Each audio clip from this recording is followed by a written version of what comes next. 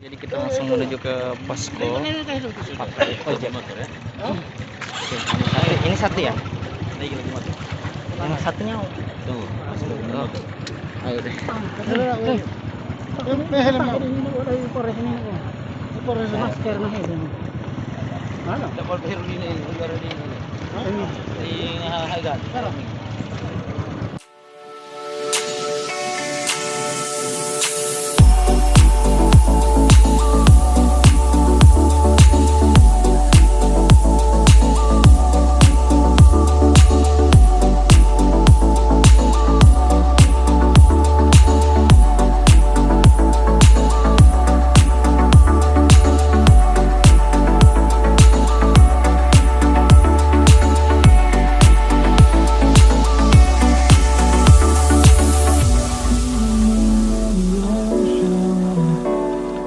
Memories die out too hard. But we were traveling the mountains just to find the loudest seas. We set down by the fire, knowing we couldn't higher, but we didn't know that yet. So if you want something to hold on to, gotta find it first. But here I am, beside me laying under palm trees, waiting for the summer. Saat ini aku udah berada di posko BPBD Kabupaten Sabu dan kita menunggu rakyat kita berkonsolidasi antara kita dengan pihak BPBD, dan kita akan meninjau beberapa lokasi yang memang terdampak bencana Seroja kemarin.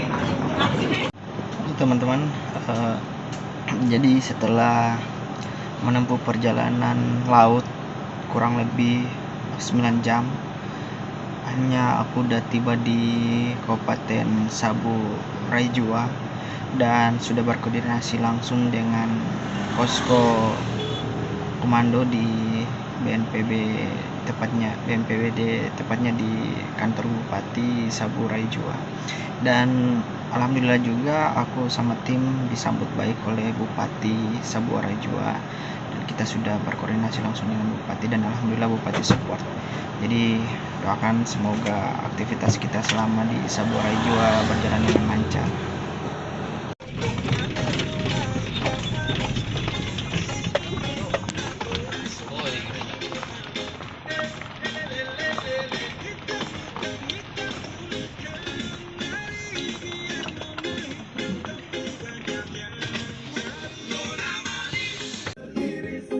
Kita udah nyampe di Desa Raimude, Sabu Barat, dan tepat di belakang aku ini adalah bangunan gereja. Semenjak kejadian siklon Seroja ini, gereja ini hancur dan tidak ada lagi bangunan-bangunan yang berdiri.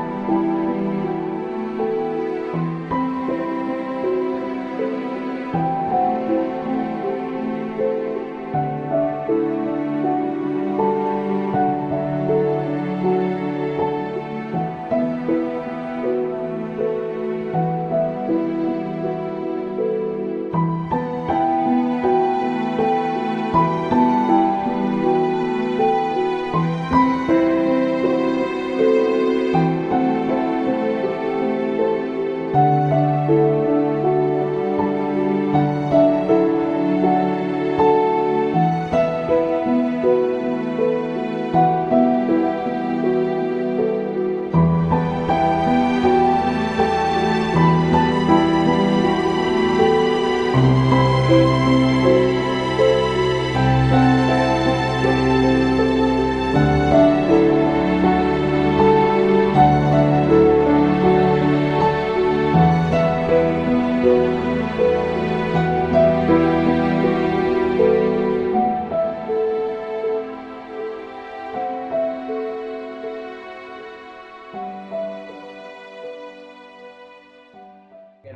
teman-teman, saat ini aku udah berada di Kecamatan Sabu Tengah. Ini juga gereja, salah satu gereja yang terdampak bencana kemarin, dan kondisinya sangat parah, hancur 90% hancur, sisa satu tembok aja. Dan ini juga sangat membahayakan karena bisa saja kapan saja dia bisa rubuh. Jadi ini kondisinya teman-teman, semua rata, semua puing-puingnya juga.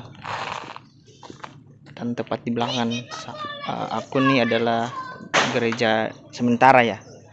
Gereja sementara masyarakat yang di sini.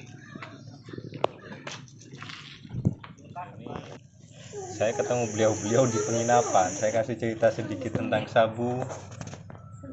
Terus akhirnya sampai di sini kita bareng-bareng. Kita baru kenal di Kupang. Tidak ada gereja Sabu ini, ada yang tidak ini. Cuman yang terparah ada berapa gereja yang seperti ini. Semua gereja itu ada saja dia punya ini. Dia punya, kalau rusak ya sedikit. Kalau ini barangkali kayak bilang tadi pas dia punya jalur as itu apa ya.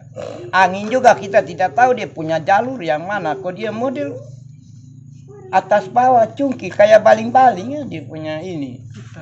Putar kayak baling-baling, dia bukan putar ke gasing dia. Tapi diputar kayak baling-baling, dia begini nah.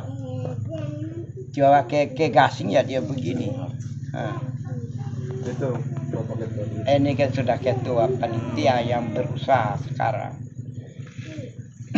Ya sudah. Jadi Bapak, kalau untuk kebutuhan sekarang yang diperlukan untuk gereja darurat ini kira-kira apa saja itu? yang paling darurat. Yang paling darurat sekarang dibutuhkan.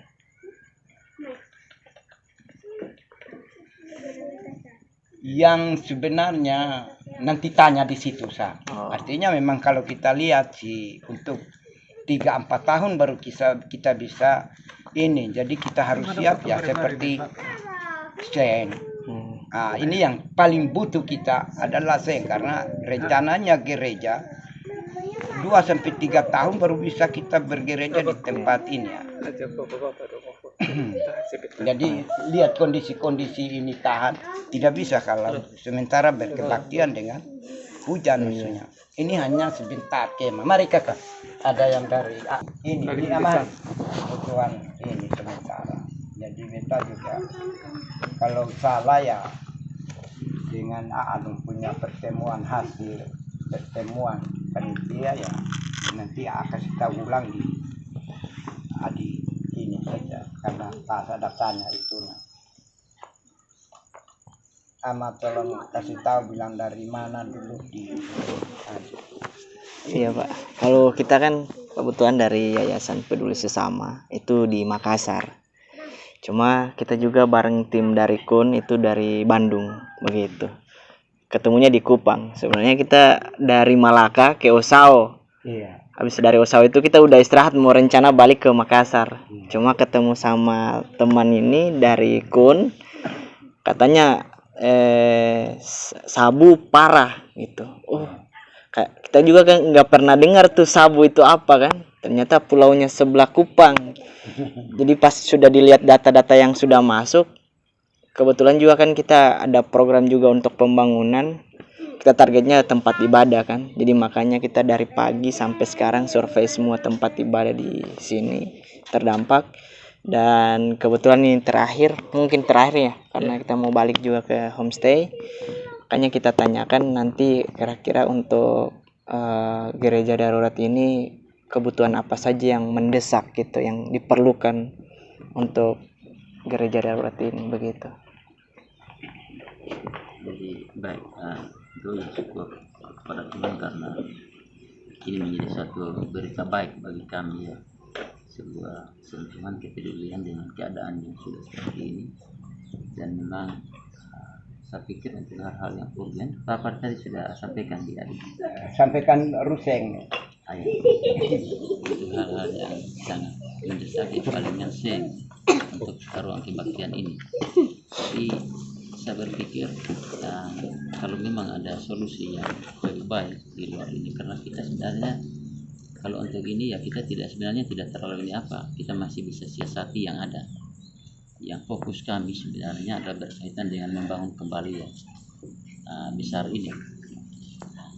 Jadi kalau memang ya apa Bapak sudah sampaikan itu ya memang untuk sementara ya palingan seng, karena ini kan hanya darurat. Maunya kami itu kalau bisa ya tidak mau berlama-lama juga, ini harus bangun. Dengan darurat seperti ini beta sudah yakin kalau misalnya angin barat sama saja nanti bangun ulang juga. Kita jangan bicara tentang badai yang seperti kemarin, angin barat saja di sana di sini model seperti ini ya pasti habis juga darurat seperti ini. Jadi memang sebenarnya fokus itu pada bangunan besar ini. Jadi kalau Adi dong kan sudah lihat langsung, kami bersyukur, tinggal kami menanti solusi terbaik bagaimana sentuhan yang akan diberikan. Dan kita juga memberikan gambaran kalau misalnya ada kepedulian dalam bentuk dana, tentu kami berpikir alangkah lebih baik kalau langsung ke rekening gereja saja, atau juga bisa diantar langsung ya ke sini, karena saya pikir jangan sampai ada tangan dari tangan, kan terlalu bagus juga. Dan di sini sudah ada rekening dari dulu semenjak ini pembangunan awal gereja ini.